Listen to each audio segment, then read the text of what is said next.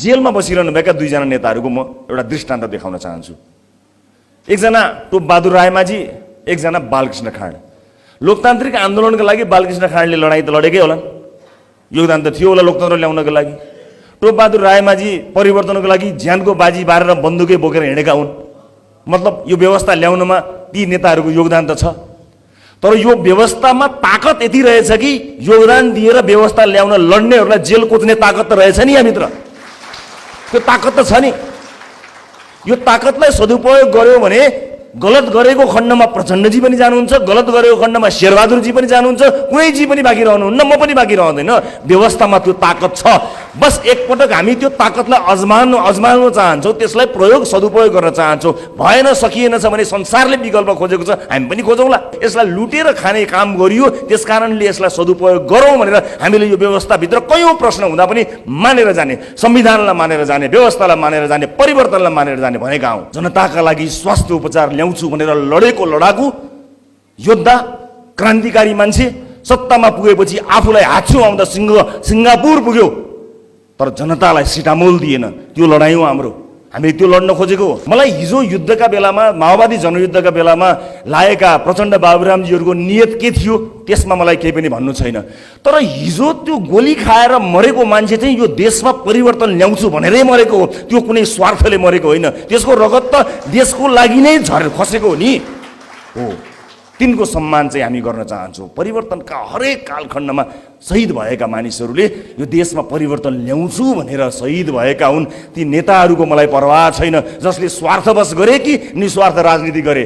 बाटोमा हिँड्दैखेरि घरबाट बाहिर निकाल्दाखेरि नै तिनको मनमा कालो थियो कि हिँड्दा हिँड्दै कालो भए, मलाई त्यसमा जानु छैन। तर यो देशको परिवर्तनको लागि बलिदान दिएका मानिसहरूले साँच्चै नै परिवर्तन चाहेका हुन्। तिनले जनताको पहुँच स्वास्थ्य शिक्षामा खोजेका हुन्, तिनले जनताको पहुँच सुशासनमा खोजेका हुन्। बस तिनका लागि हामी परिवर्तन, अन्यथा कसैले नलिनु होला।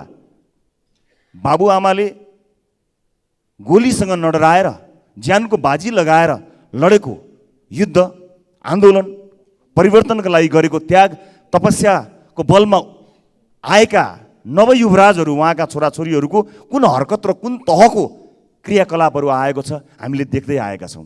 यो दुःखद विषय हो।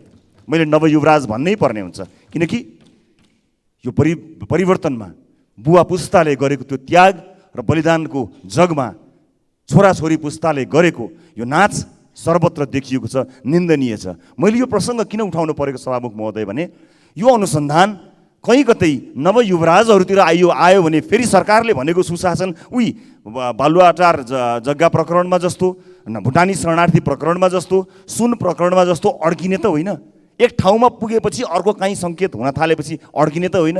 यो शङ्का मैले यहाँ राख्न उपयुक्त ठाने सभामुख महोदय। त्यसैले विश्वास गर्न चाहन्छु, शङ्काको लाभ फेरि पनि दिन चाहन्छु कि सरकारले जुन छानबिन भनेको छ त्यो छानबिन सही ढङ्गले अगाडि बढ्नेछ भन्ने मैले विश्वास लिएको छु। म एउटा सानो दृष्टान्त यहाँ फटाफट भन्न चाहन्छु, समयको पाबन्दी छ। 2 गते शनिबार रसुवा प्रहरीले 2 किलो सुनसहित सुदीप शेर्पा र फुर्बाङ शेर्पालाई पक्राउ गर्यो। यो सुन र पक्राउ परेका दुवैजनालाई रसुवा प्रहरीले अनुसन्धान र कानुनी कारबाहीका लागि भदौ 3 आइतबारका दिन राजस्व अनुसन्धान विभाग ललितपुर पठायो। किन पठायो भने राजस्व चुहावट अनुसन्धान ऐन अनुसार सुनको अनुसन्धानको जिम्मा र अभियोजन राजस्व अनुसन्धान विभागले गर्ने हो। अहिलेसम्म भएको अभ्यास यही नै छ। तर 2 साउनमा विमानस्थल भन्सार पास भइसकेपछि राजस्व अनुसन्धानले समातेको सुन अनुसन्धानको यो जिम्मा 19 दिन पछाडि एकाएक प्रहरीलाई दियो। राजस्व चुहावट ऐनको दफा 10 को 2 ले सुन अनुसन्धान सरकारले चाहे सरकारका अन्य निकायले गर्न पाउने व्यवस्था त गरेको छ, तर त्यसका लागि सरकारले निर्णय गर्नुपर्ने रहेछ। यो भनेको सरकारले मन्त्री परिषदबाट निर्णय गरेर जानुपर्ने कानुनी व्यवस्था रहेछ। तर कुन कानुनको आधारमा टेकेर प्रहरीलाई अनुसन्धान जिम्मा लगाउन प्रधानमन्त्री गृहमन्त्री तयार हुनुभयो? सरकारको निर्णयले विमानस्थलमा समातिएको सुन अब राजस्व चुहावट अनुसन्धान त्यसमा नहुने देखिएको छ। त्यो किन र यस पछाडिको रहस्य सदनमा प्रस्ट्याउन पनि म अनुरोध गर्न चाहन्छु। र प्रहरीको अनुसन्धानमा अविश्वास गरेको अर्थ लाग्दैन भने सरकारले समातेको बाटो गैर कानुनी देखिएको छ। यो बाटोमा सरकार कसैलाई जोगाउन लागिरहेको त छैन? एउटा गम्भीर प्रश्न यहाँहरू समक्ष राख्न म चाहन्छु। र एउटा मसँग भएको सूचना म यहाँ सदनलाई जानकारी गराउन चाहन्छु। सदन नखुलेका हुनाले मैले 1 मिनट बढी समय लिएछु भने क्षमा गर्नुहोला सभामुख महोदय। यसभन्दा अगाडि हामीमाथि अन्याय भएको हुनाले मलाई विश्वास छ आज अलिकति न्याय हुनेछ। सभामुख महोदय, केही जानकारीहरू छन्। नजिकैका सरकारका बहालवाला एक महानिर्देशकले सुन आएको कुराको जानकारी, अहिले समातिएका दावा नाम गरिएका व्यक्तिलाई फोटो समेत पठाएको जानकारी इमानदार देशभक्त केही प्रहरी मित्रहरूले विश्वास गरेर सूचना मलाई दिएका छन्। म तिनलाई सलाम गर्न चाहन्छु जसले देशलाई माया गरेर यो सूचना दिएका छन्। यसमा संलग्न केही बिचौलियाहरूको जानकारी पनि मलाई उपलब्ध गराएका छन्। मैले जसको जानकारी सम्बन्धित निकायलाई अवश्य पनि गराउनेछु र यसको समाचार लुकाउनको निमित्त लामो समयदेखि पत्रकारिता गरेका मान्छे समेत संलग्न रहेका छन्। केही पूर्व प्रहरी प्रमुखहरूको पनि कुराकानी दावा लामासँग भएको कुरा सूचना प्राप्त भएको छ। म यसमा गृहमन्त्रीज्यूको प्रधानमन्त्रीज्यूको गम्भीर ध्यान आकर्षण गर्न चाहन्छु। सिआइबीको अनुसन्धानलाई विश्वास नगर्ने भन्ने कुरै छैन। मात्र यति हो कि सिआइबीलाई आफ्नो काम निष्पक्षतापूर्वक गर्नको निमित्त सरकारले कुनै दबाब दिने त होइन, शङ्का सिआइबी प्रति होइन, शङ्का हाम्रो संयन्त्रप्रति हो जुन बारम्बार दोषीहरूलाई उम्काउन कुनै न कुनै भूमिका निर्वाह गरिरहेको हुन्छ। त्यसैले सम्मानित सभामुख महोदय मार्फत म यो जानकारी गराउन चाहन्छु र सम्बन्धित निकायले यसको जानकारी पाउनको लागि सम्पर्क गर्दा वा आफै सम्पर्क गरेर भए पनि म यी जानकारीहरू दिनेछु। यी कुराकानी भएका छन् र मेरो फेरि पनि एउटा अन्तिममा एउटा माग छ कि फोरेन्सिक ल्याबबाट यो टेलिफोन जो दावा लामा भनिएका व्यक्ति छन् तिनको टेलिफोनमा भएको त्यो रेकर्ड संसदीय समितिले अथवा संसदले जस्ताको तस्तै हेर्न पाओस्, जहाँभित्र अत्यन्त धेरै सूचनाहरू छन् जसको जानकारी हामीलाई पनि प्राप्त भएको छ। हामी नजिकबाट निहालिरहेका छौँ र अन्त्यमा हिरासतमा जाँदै नजाने जनतालाई चाहिँ तपाईँको गल्ती नगरे पनि कान समाएर तपाईँको उफ्फरगौडी लगाएर तिनीहरूलाई चाहिँ जेलमा हाल्ने यो कानुन तपाईँले लेख्नुभयो भने सही हुन्छ, होइन भने संसदमा आवाज होइन सडकमा आन्दोलन हुन्छ। पूर्व प्रधानमन्त्रीलाई सिआइबीले तपाईँको यी ठालुहरूलाई पक्राउ गरेर हिरासतमा राखेर अनुसन्धान किन नगरेको यसको प्रश्न चिन्हको जवाफ दिनुपर्छ। ये सभामुख महोदय, आज धेरै दिनमा चाहिँ बोल्ने अवसर प्राप्त भएको छ, जसले गर्दा म चाहिँ के भन्न चाहन्छु भने सम्माननीय सभामुख महोदय कि यो सदन चाहिँ जनप्रतिनिधिको चाहिँ स्थल हो। यहाँ चाहिँ जुन किसिमको यो 7 महिनादेखि हामी चाहिँ कुरा सुन्दै आएका छौँ त्यो रेकर्ड हेरेर आफै प्रष्ट हुन्छ त्यो रेकर्डबाट कि यहाँ कसको माथि र कसको सम्मानको माथि कसले चाहिँ कुन पक्षले आक्रमण गरेको छ त्यो प्रष्ट देखिन्छ। जसले गर्दा म के भन्न चाहन्छु भने कि यो सदनमा विपक्षीले बोलेको कुरा शत्रुको सुझाव नमानी यदि मित्रको सुझाव मानेको भए सायद आज चाहिँ हाम्रो देश 7 महिनामा पनि केही तरक्की गर्न सक्थ्यो। तर मैले के हेरेछु कि विपक्षीले बोलेको कुरा बकवास मात्र चाहिँ यहाँ बुझिएको हामीले पाएका छौँ। यो देशको लागि दुर्भाग्य हो। अर्को कुरा म के भन्न चाहन्छु, केही दिन पहिला म पहिले भनिदिएछु कि धेरै दिनमा बोल्ने अवसर पाएको छु, मेरो कुरा पनि पुरा सिद्धिन्न, तर जति म बोल्न सक्छु यही सदनमा मैले सुनेछु। यो मैले प्रष्ट कुरा गर्न चाहन्छु। म कसैलाई म यताउति म प्रष्ट वक्ता पनि हुँ, जे आउँछ बोल्छु, म कसैको पक्ष विपक्षको कुरा गर्दिनँ। यहाँ हाम्रो चाहिँ विपक्षी दलका नेताहरूमाथि घोर आक्रमण गरियो। पशुपतिनाथको चाहिँ ज्वेलरी शब्द लिएर त्यो कुरा यत्रो सदनमा हङ्गामा मचाइयो। 2-4 जना सांसद 2-3 जना सांसद यस्तो हुनुहुन्छ जसको जिब्रोमा मधुमक्खी बसेको हुन्छ, मौरी भनिन्छ जसलाई। जुन बेला पनि त्यो चाहिँ छेदेको हुन्छ उटपटाङ बोलेर अनावश्यक चाहिँ वातावरण चाहिँ यहाँ अनावश्यक क्रिएट गरिन्छ। त्यसको अन्त हुनुपर्छ। म भन्न के चाहन्छु भने कि त्यो पशुपतिनाथको ज्वेलरीको कुरा उठ्दा त्यो ज्वेलरी माथि छानबिन गरियो। त्यो ज्वेलरीलाई भनिएको थियो कि यो चाहिँ पित्तल हो, सोनै होइन। म के भन्न चाहन्छु, त्यो छानबिनको तहत त्यो पित्तलको ठाउँमा सोना सुन चाहिँ साबित भयो। अनि त्यसपछि यो भनिएको थियो कि यदि सुन भए पनि त्यसको वेट चाहिँ त्यति छैन, त्यो कम वेटमा बनाइएको छ।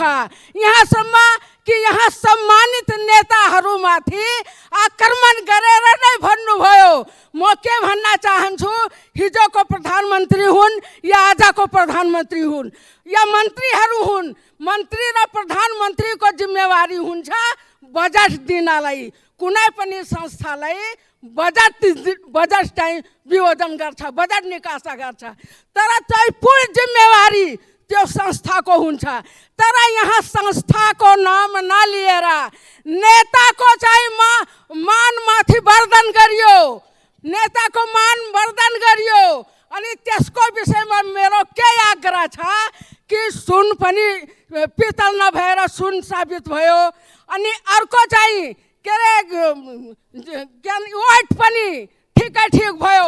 अब यस्तो अवस्थामा यहाँ बोल्ने सांसदमाथि कारवाही हुनु पर्यो कि हुनु परेन? मलाई त लाग्छ त्यस्तो मान्छेमाथि कारवाही हुनुपर्छ। जुनसुकै सांसदले यदि कसैको मान र सम्मानको मर्दन गरेछ भने त्यसमाथि कारवाही हुनुपर्छ। अर्को कुरा हामीले उठायो चाहिँ अहिले उच्च स्तरीय छानबिन समितिको कुरा। उच्च स्तरीय छानबिन समिति किन आवश्यक थियो? आज यत्रो दिन भइसक्यो। सम्मानीय सभामुख महोदय, म स्पष्ट भन्न चाहन्छु, कुनै पनि देशको सरकारलाई कुनै पनि चाहिँ घटना उपघटना छानबिन गर्नको लागि उसको लागि 12 घन्टा, 24 घन्टा, 36 घन्टा, 48 घन्टा, 72 घन्टा धेरै हुन्छ। अहिलेसम्म चाहिँ सरकारको पक्षका निकायले एउटाले अर्कोलाई बधाई दिँदा दिँदै 2-3 घन्टा त्यसै गयो। 1 महिना पहिलादेखि जुन बाढीले पहिरोले पुरेर मकवानपुर जिल्लाको फपरबारी गाउँपालिकाको झुरझुरे ठाउँमा 7 जना परिवार एउटै चिहान भयो।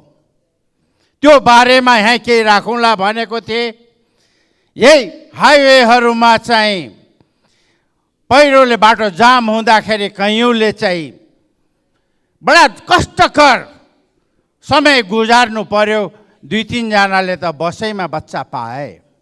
त्योतिर कसैको ध्यान भएन। आज बल्ल तल्ल भोलिपल्ट मैले यहाँ बोल्ने मौका पाएको छु। आज मकवानपुरमा यो बाढी पहिरोमा विभिन्न राजमार्ग काठमाडौँ आउने बन्द भए। एउटै मात्र राजमार्ग कान्ति लोकपथ मात्र 2 घन्टाको लागि मात्र बन्द भयो, न त अक्सर जनताहरू त्यो बाटोबाट ओहोरदोहोर गर्न पाए। आज यता हेर्नुहोस्, मुगलिन बाटोमा पहिरो गए थियो। यो राजमार्गहरूमा कुलेखानीको उसमा पहिरो गएको थियो। तर आज त्यो लोकपथ, कान्ति लोकपथलाई ललितपुर र मकवानपुर सडक विभागले परियोजना हटाइकन आफ्नो जिल्लामा 20 करोड आएको छ, त्यो चाहिँ जिल्ला सडक विभागमा तान्न गइराखेको छ। यो दुर्भाग्य हुनेछ सभामुख महोदय। त्यसकारण यो कान्ति लोकपथलाई चाहिँ कुनै पनि जिल्लामा नगाँसिकन यो आयोजना सफल रूपमा अगाडि बढिराखेको छ। धेरै काम हुनु बाँकी छ। यो त 20 करोड खानको लागि मात्र तानतुन गरिराखेका छन्। सभामुख महोदय, यो के भइराखेको छ? हाम्रो राष्ट्रिय जनावरलाई खुलेआम काटेर भोज भतियार गरिकन मिडियामा देखाउन गइराखेका छन्। के यो कुनै तत्त्वले या बाहिरी प्रभावबाट त हुन गइराखेको छैन? हाम्रो सरकारले यो प्रति के हेरिराख्नु भएको छ? एक शब्द बोल्न सकिराखेका छैनन्। यदि यही न्यूमा धार्मिक द्वन्द्व या जातित्व द्वन्द्व भयो भनेदेखि के हुने होला? कसैले यसप्रति हामी मान्नेहरूले पनि कहिले सोचेका छौँ यदि सरकारले चाँडो से चाँडो सोध्नु संविधान अनुसार जे संविधान तपाईहरूले बनाउनु भएको थियो हिजोको दिनमा त्यो अनुसार कानुन लागू गर्नुहोस्। आज धार्मिक द्वन्द्वहरू भारतमा पटक पटक भएको तपाईँ हामीले देखेका छौँ। जातित्व द्वन्द्व भइराखेको छ। अहिले भर्खरै मणिपुरमा जुन जातित्व दङ्गा भएको थियो, हजारौँ हजार परिवारहरू काटिए, मारिए, घरहरू त्यो बस्तीहरू डढाएर राख बनाइदियो। के यही दिन हाम्रो नेपालमा ल्याउन खोजिराखेको हो? यदि कताचित यो द्वन्द्व नेपालमा भयो भनेदेखि के हुन्छ? कहिले हाम्रो सरकारले, हामी मान्नेहरूले कहिले सोचेका छौँ? नसोचेको नरसंहार यो देशमा हुन्छ। यसलाई रोक्नु पर्ने हाम्रो धर्म पनि हो, दायित्व पनि हो। सभामुख महोदय, यदि त्यो द्वन्द्वमा जो कोही मरे पनि हाम्रै भाइ छोराहरू मर्नेछन्, हाम्रै नेपालीहरू काटिनेछन्, कटाइनेछन्। त्यस कारणले यस्तो उपद्रव गर्नेलाई नेपाल सरकारको नियमअनुसारको कारबाही होस् भन्ने माग म राख्न चाहन्छु। जो मरे पनि नेपाली नै रगत बग्छ। त्यस कारणले सरकारले यतातिर पनि केही ध्यान दियोस्। खाली सुनतिर दौड्ने, सरकारी जग्गा हत्याउने, यतातिर मात्र ध्यान धेरै नलगाइदिनुहोस्। त्योभन्दा डरलाग्दो यो धार्मिक द्वन्द्व, जातित्व द्वन्द्व यो देशमा भयो भनेदेखि जनयुद्धको भन्दा धेरै मान्छे काटिनेछ। त्यो हुन नदिनको लागि हामी मान्यहरूले पनि बेलैमा सचेत भइकन सबैले आफ्नो आफ्नो क्षेत्रबाट एलर्ट गराउनको लागि म अनुरोध गर्न चाहन्छु। त्यस्तै गरिकन नेपाली सेनाको बारेमा सबैले धेरै कुराहरू यहाँ गरिसक्नुभएका छन्। मेरा विद्वान मान्यज्यूहरूले पनि धेरै कुरा राखिसक्नु भएको छ। यत्रो 1,95,000 सेना केलाई चाहियो? न भारतसँग लड्न सक्छ, न चाइनासँग सक्छ। हामीले विद्वान मान्यहरूले भनेका थिए। हिजो जम्मा हामीहरू 60-70 लाख नेपाली हुँदाखेरि यही नेपाली गोर्खाली सेनाले तिब्बतसँग पनि, चाइनाको विशाल सेनासँग पनि लडाइँ खेलेकै हो। सभामुख महोदय, यही सानो दफाले इस्ट इन्डिया कम्पनीको ब्रिटिस सेनासँग पनि लडाइँ खेलेर जितेकै पनि छौँ। सभामुख महोदय, आज अफगानिस्तानमा रसियाले लिन खोज्दाखेरि त्यहाँ मुठ्ठीभर सेनाले त्यो अफगानिस्तान बचायो। अमेरिकाले लिँदाखेरि त्यही सेनाले बचायो। आज रसिया र 1 मिनट सभामुख महोदय, त्यस कारण चाहिँ नेपाली सेना अपहार्य छ। हिजो कोभिडमा हुँदाखेरि औषधि किन्नको लागि नेपाली सेना परिचालन गरे, किनकि नेताहरूको छोराहरूले ठेकेदार बने। 17 जना गम्भीर घाइते अवस्थामा छ। मृत्यु हुनेहरूको प्रति हार्दिक श्रद्धाञ्जली व्यक्त गर्न चाहन्छु। घाइतेहरूप्रति शीघ्र स्वास्थ्य लाभको कामना गर्न चाहन्छु र घाइतेहरूलाई यथोचित उपचारको लागि सरकारसँग जोडदार माग गर्न चाहन्छु। सम्माननीय सभामुख महोदय, नक्कली भुटानी शरणार्थी ललिता निवास प्रकरण, सुन तस्करी जस्ता भ्रष्टाचारका जघन्य काण्ड एकपछि अर्को गर्दै पर्दाफास हुँदै आएको छ। यसमा नेपाली जनता र म व्यक्तिगत रूपमा खुसी पनि थिएँ। तर यी ललिता निवास सुन प्रकरण, भुटानी शरणार्थी लगायत काण्डले अहिले सबैको ध्यान खिचेको छ। यी काण्डहरू सबैका लागि लज्जाको विषय बनेको छ, देशको लागि नै लज्जाको विषय बनेको छ।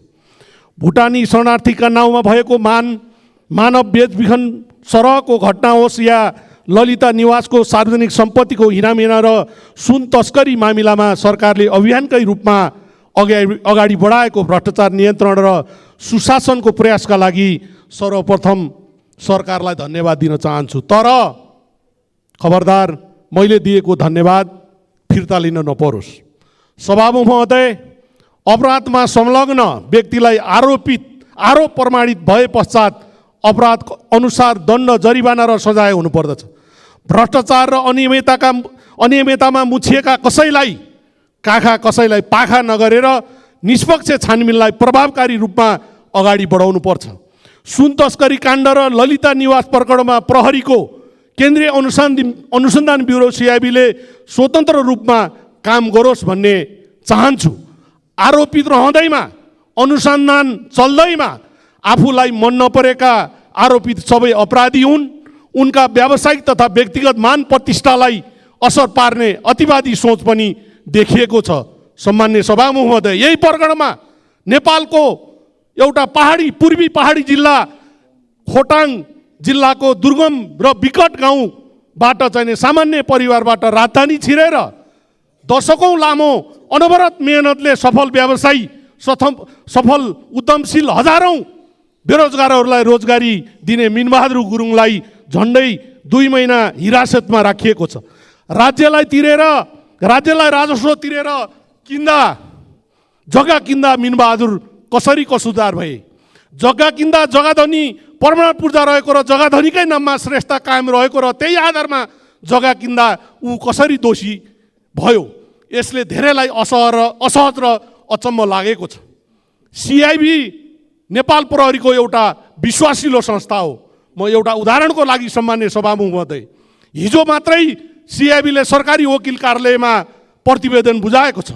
त्यो प्रतिवेदनमा 2049 सालको चाहिने बिगो चाहिने भनेर चाहिने दाबी गरे बमोजिम तत्कालीन बेलामा जम्मा 6 वर्ष भएको एकजना नाबालकलाई करोडौँ रुपियाँ बिगो दाबी गरिएको छ। यस्ता केटकेटी अनुसन्धान प्रति मेरो र सम्पूर्ण नेपालीको शङ्का रहेको कुरा पनि म सभामुखज्यूलाई अनुरोध गर्न चाहन्छु। कुनै पनि दोषी व्यक्ति कानुनी दायराबाट भाग्न हुँदैन र कुनै पनि निर्दोष व्यक्तिलाई गलत रूपमा फसाउनु हुँदैन।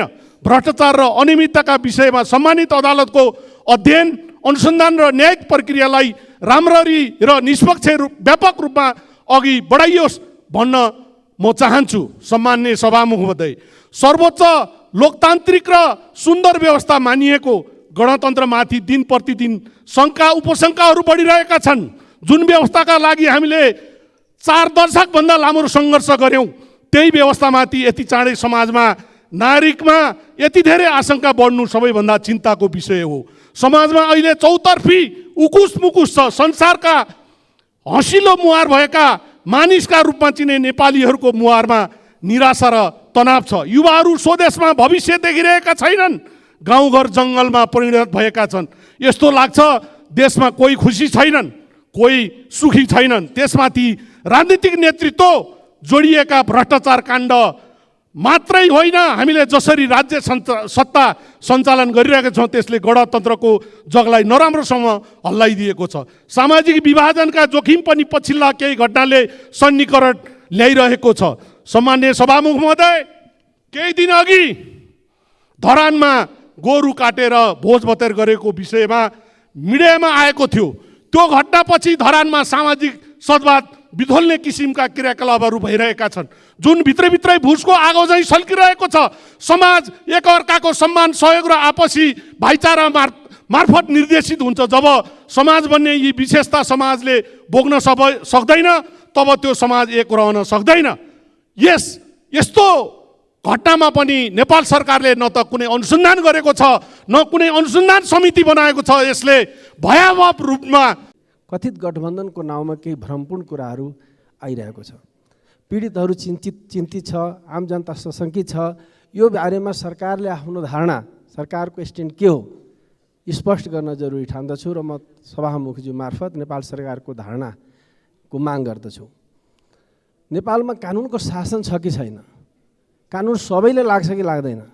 यदि कानुनको शासन छ र सबैले कानुन लाग्छ भने 17 वर्ष बितिसक्दा पनि किन पीडितले न्याय पाउन सकेन?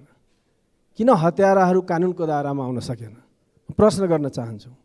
आजभन्दा झन्डै 17 वर्ष अगाडि 2063 चैत्र 7 गते रौतहटको गौरमा 28 जनाको हत्या गरिएको थियो सभामुख महोदय। हत्या होइन, नरसंहार, स्वचालित हतियार प्रयोग गरिएको थियो। मान्छे लखेटी जिन्दै मान्छेलाई समातेर मन्दिरमा बलि चढाइएको थियो। त्यति पनि होइन, महिलाहरूको स्तन काट्ने, बलात्कार गरेर हत्या गर्ने विभत्स हत्याकाण्ड थियो सभामुख महोदय। यो मैले भनिरहे होइन, त्यति बेलाको पोस्टमार्टम रिपोर्ट, त्यति बेलाका छानबिन रिपोर्टहरूको यो तथ्य हो। यसरी भएको विभत्स हत्याकाण्ड 17 वर्ष पुग्दा पनि हत्याराहरू खुल्याम घुमिराख्ने, पीडितको लागि सडकमा आउनुपर्ने यो दुर्भाग्यपूर्ण स्थितिलाई हामीले के भन्ने। रौतहटको गौर अहिले यस्तो हत्याकाण्डको कलङ्कबाट थिचिराख्न चाहँदैनन्। रौतहटको आम जनता यस्ता आपराधिक कलङ्कबाट मुक्ति चाहन्छ सभामुख महोदय। म त्यहाँको जनप्रतिनिधि हो। रौतहटका जनताहरू यस घटनाको निष्पक्ष छानबिन चाहन्छन्, यस्ता कलङ्कबाट मुक्ति चाहन्छन्, नेपालमा कानुनको शासनको बहाली चाहन्छन्। त्यति बेला जाहेरी दर्ता भएको थियो। त्यति बेला बहालवाला पुण्डावेदन अदालतको न्यायाधीशको नेतृत्वमा उच्च स्तरीय छानबिन आयोग पनि बनेको थियो। ती आयोगको रिपोर्ट कहाँ छ एकचोटि सोध्न चाहन्छु सरकारसँग। ती जाहेरीको अवस्था के छ हामी जान्न चाहन्छौँ। नेपाली जनताहरू जान्न चाहन्छन् त्यो अवस्थामा। त्यति हुँदा पनि कारबाही अगाडि नहुने, दुनियाँले त के बुझ्या हुन्छ भने जाहेरी दर्ता हो भने कारबाही हुन्छ, तर त्यो घटनामा त जाहेरी दर्ता छ, तर पनि के भइरहेछ हामीले थाहा छैन। त्यसैले यस विषयमा सरकारको धारणा आओस् भन्न चाहन्छौँ। हामीलाई आश्चर्य लाग्छ, नेपाल प्रहरी, नेपालको कानुनले भन्छ हत्या हिंसाको छानबिन नेपाल प्रहरीले गर्ने हो। नेपाल प्रहरीले किन अगाडि बढाउन सकेन भन्ने सोध्न चाहन्छौँ। नेपाल प्रहरीका मान्छे मर्दा त्यस्तो पनि होइन, आन्दोलनमा, मधेस आन्दोलन, थारूहट आन्दोलनमा प्रहरीहरू मर्दा, जबकि आन्दोलनमा दुईतिर मान्छे मर्छन्, आन्दोलनकारी मर्छन् या प्रहरी मर्छन्। आन्दोलनकारी मर्दा केही नहुने, प्रहरी मर्दा बिना जाहेरीको छानबिन हुने र दोषीलाई कारबाही हुने। जबकि यसमा जाहेरी दर्ता भएर पनि केही भइरहेको छैन भनेपछि नेपाल प्रहरी नेपाली जनताको सुरक्षाको लागि हो कि नेपाल प्रहरीकै सुरक्षाको लागि हो? नेपाल प्रहरी कानुनभन्दा माथि छ कि नेपाल कानुनकै भित्र छ नेपाल प्रहरी भन्ने प्रश्न खडा हुन्छ। त्यसैले मैले नेपाल प्रहरीका पनि राम्रा अफसरहरू होला, नेपाल प्रहरीको इमेजको लागि पनि केही सोच्नुपर्छ भन्ने म यहाँबाट आग्रह गर्न चाहन्छु। त प्रहरी संस्थालाई यसरी बदनाम गर्ने जो काम भइरहेको छ, किनभने कानुनले कसैलाई इन्डिकेट गर्दैन, नेपाल प्रहरीलाई उभ्याउँछ र नेपाल प्रहरी अहिले विचलित भएको मैले हेर्दछु। कानुनभन्दा आफूलाई माथि ठान्ने वा कानुन पकेटमा लिएर हेर्ने हिँडिरहेको स्थिति देख्दछु। त्यस अर्थमा पनि नेपाल प्रहरीले आफ्नो स्ट्यान्ड सार्वजनिक गर्नुपर्छ। यो घटनामा किन अगाडि बढ्न सकिने, कसले रोक्यो भने हामी जान्न चाहन्छौँ। नेपाल प्रहरीले स्पष्ट गर्न सक्नुपर्छ यो घटना किन अगाडि बढेन। त्यसैले अहिले हामी हेरिरहेछौँ त्यसका संलग्न अपराधीहरू विभिन्न पार्टीमा पार्टी प्रवेश गरेर देशलाई गुमराह बनाउने, पार्टीका नेताहरू कहाँ धाएर गुमराह बनाउने। मान्य सदस्य, समय सकियो। होइन सभामुख, यति इम्पोर्टेन्ट इस्युमा यसरी रोक्न त अलिक गाह्रो होला नि। हामी विषयलाई त देश र जनतालाई र मुख्यतः यो समयभित्र राख्नुहोस् मान्य सदस्य। त्यसैले यस्ता जो विभत्स हत्याकाण्ड जो देखिएको छ एउटा सामान्य घटनाको कुरा होइन, कानुनको शासनको कुरा हो, मानव अधिकारको कुरा हो। नेपालमा पीडितले न्याय पाउँछ कि पाउँदैन भन्ने प्रश्नसँग सम्बन्धी छ। झन् हत्याराहरूले धम्काउने, मान्छेलाई तर्साउने र बार्गेनिङ गरेर गोबर माटी बनाउने जसरी खेलहरू गरिरहेका छन्, सत्ताको दुरुपयोग गर्ने, सत्ताको बलमा मान्छेले थर्काउने जो खेल भइरहेछ, यसलाई रोक्न जरुरी छ। र म सम्मानीय सभामुख मार्फत यसमा पहल कदमीको म माग गर्दछु र सरकारको यस विषयमा के हो भने मुख्य अनियोलता देखा परेकोले यसमा स्पष्ट पार्न म आग्रह गर्दछु। धन्यवाद। अहिले आगामी दिनमा यस्तो नहोस् भनेर केही कुराहरू म ध्यान आकर्षण गर्न चाहन्छु। यसै रोस्टममा उभिएर गृहमन्त्रीले आवश्यक परे 35 दिनपछि उच्च स्तरीय आयोग बनाउला भनेर भनेकै हो। आखिरी यो बिचको 1 महिनाको बन्द दरमियानमा के भयो त भन्दाखेरि त्यही 35 दिनपछि असोज 5 गते उच्च स्तरीय आयोग बनाउने शर्त भयो। त्यति नै गर्न थियो भने त्यही 2 गते गरिदिएको भए जनताको हितमा कति काम हुन्थे, म यहाँनिर ध्यान आकर्षण गर्न चाहन्छु। अर्को कुरो, यो बर्खे अधिवेशन सुनमय भयो, गोल्डेन भयो। कहिले पशुपतिनाथको जलहरी, कहिले ब्रेक सोमा क्विन्टल सुनको तस्करी, कहिले विद्युतीय चुरोटमा मनपरी, कहिले सिआइबी र उच्च स्तरीय आयोगको दङदङ्गी। यतिले नै यो यस्तै सुनसित सम्बन्धित कुराले नै यो सदन यो वर्ष अधिवेशन चलेको छ र यसै सन्दर्भमा मैले भन्नुपर्दाखेरि यो सुन जस्तो एउटा राष्ट्रिय अन्तर्राष्ट्रिय अर्थतन्त्रलाई नै प्रभाव पार्ने धातुजन्य वस्तुको नेपालमा 100% भन्सार बढाइदिएको कारणले आज देशभरि सम्बन्धित व्यवसायहरू धराशायी हुने, तस्करीले मनपरी गर्न ज्यानगबाजी लगाउने कारणबाट यी परिघटनाहरू घटेका छन्। यथार्थमा के छ भनेदेखि यो नेपालको भन्सार एयरपोर्टमा नियम अनुसार नै बनाएको गहना महिलाले 50 ग्रामसम्म लगाएर ल्याउन पाउने नीतिविधि हुँदा हुँदै पनि एकजना यही साउन 26 गते सुजाता गिरी नामकी एकजना बहिनीले 3 तोलाको सुनको सिक्री लगाएर ल्याएकोमा अब आधा तोला पनि भन्सार नतिरी लान पाइँदैन भनेर भन्सारले समातेर 43,940 भन्सार तिराएर पठाएछ। यसरी नेपालको कानुनलाई नै मिचेर जे जाजती भइरहेको छ, सानातिना श्रमजीवीहरूलाई, जो श्रमजीवीहरू दुबई मलेसिया गएर श्रम गरेर आउँछन्, त्यस्ताको चाहिँ जे जाजती भएछ। यसै सन्दर्भमा एउटा घटना भनौँ, मेरै छोरीले 5 तोलाको सिक्री नेपालमै बनाएर लाएर अमेरिका गएर आउँदाखेरि त्यसको पनि भन्सार तिर्नुपर्छ भनेर समातेछ। म गएर भने किन 50 ग्रामसम्मको भन्सार तिरेर ल्याउनु नपर्ने नियम हुँदाहुँदै भन्सार तिर्नुपर्ने भएपछि 5 तोलामा 5 ग्राम बढी भएको तिर्नुहोस् त भनेर आखिरी म गएर बोल्दाखेरि त्यो भन्सार नतिरी पनि हुने, अबलाहरूलाई भन्सार तिर्नै पर्ने, यो कहाँको नियम हो। यस नियमलाई नेपाल सरकारले र भन्सार विभागले त्यो सुजाता गिरीको 43,940 फिर्ता गर्नुपर्छ। जो अनियमित रूपले यसरी ल्याएछ, यो एउटा होइन, दुईटा होइन, श्रमजीवीहरूले रोजगारी गरेर ल्याएको पैसाबाट जति चाहिँ यो भन्सारको नाममा पक्राउ गरेर कति लिलामी गरिदिने, कति दम्पच पारिदिने, कति भन्सार तिरेर लैजा भन्ने, यी आदि चाहिँ जो जाति भाषा निर्धा निम्थराको निमित्त यो चाहिँ तुरुन्तै हटाउनुपर्छ, ध्यान आकर्षण गर्नुपर्छ। समय सकेको जानकारी गराउन चाहन्छु। धन्यवाद।